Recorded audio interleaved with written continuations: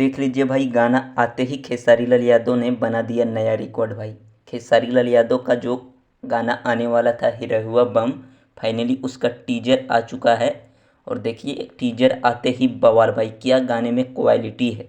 आप लोग गाने को देखे होंगे तो जाके कमेंट जरूर कीजिएगा आखिर क्वालिटी कितना बेस्ट दिया गया है। और देख सकते हैं महज 2 मिनट में भाई 2000 व्यूज क्रॉस कर चुका है। तो भाई ये भी ट्रेंडिंग सेशन में जल्द ही ट्रेंड करने वाला टीजर, अभी टीजर आया है भाई। इस गाने के वीडियो सॉन्ग को जब देखिएगा मज़ा आ जाएगा। कल आने वाला है ये पूरा बवाल गाना।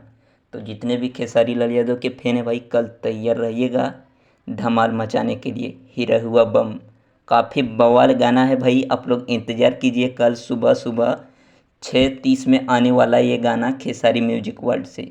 तो आप लोग ज़रूर देखिएगा सुबह सुबह और तहलका मचाइएगा। थैंक्स फॉर वॉचिंग भाई, लव यू ऑल। फिर मिलते हैं नेक्स्ट वीडियो में। वीडियो अच्छा लगा तो लाइक कीजिए, चैनल पे नए हैं भाई सब्सक्राइब कीजिए।